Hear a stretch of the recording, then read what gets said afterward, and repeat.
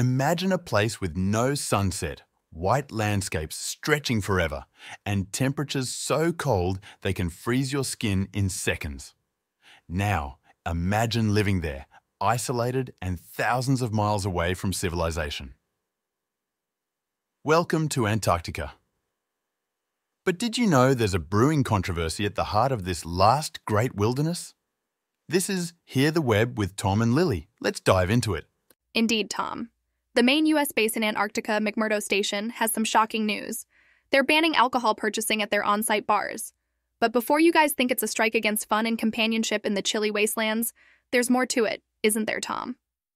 You're spot on, Lily. The bigger picture here is their desperate attempt to curb what appears to be a soaring problem. The Associated Press reported multiple allegations of sexual harassment and assault.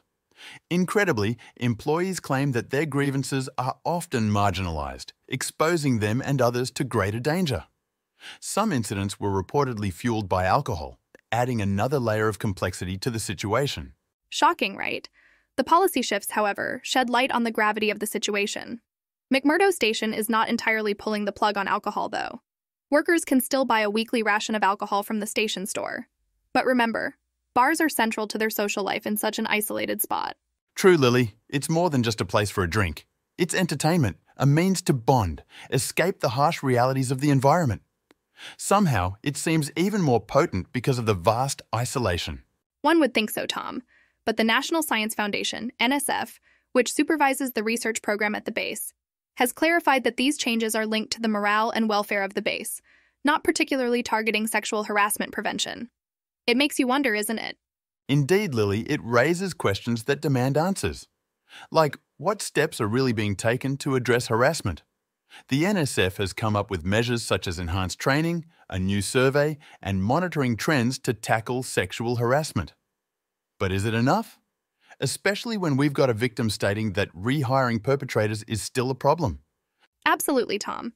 It's a delicate situation deeply entwined with their social fabric.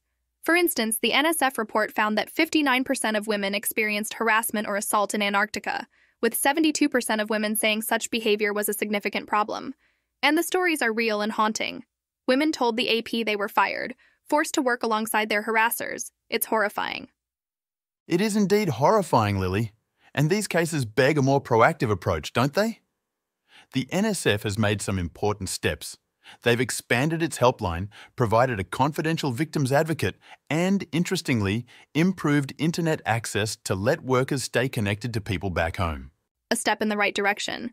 Yet arguably, there's a long way to go. Especially when victims like Jennifer Sorensen have suggested alternatives that the NSF should consider. More recreation facilities, for instance, like the bowling alley, ceramic studio, and greenhouse that have disappeared due to budget cutbacks. That's an interesting concept, Lily. External diversions might not have a direct impact on people's behaviour. Still, they can indeed alter the dynamics of the place, maybe reducing reliance on alcohol as a primary form of escape. Given the startling revelations, change is undeniably necessary. To summarize, here's what we've learned. The main U.S. base in Antarctica, McMurdo Station, has moved to limit the availability of alcohol in an attempt to mitigate a deeper issue of alleged sexual misconduct. While several changes have been put in place, the real question remains: will these efforts actually address and combat the prevailing issues? Inevitably, only time will reveal the effectiveness of these strategies. However, one clear takeaway remains: the importance of creating a supportive and safe environment.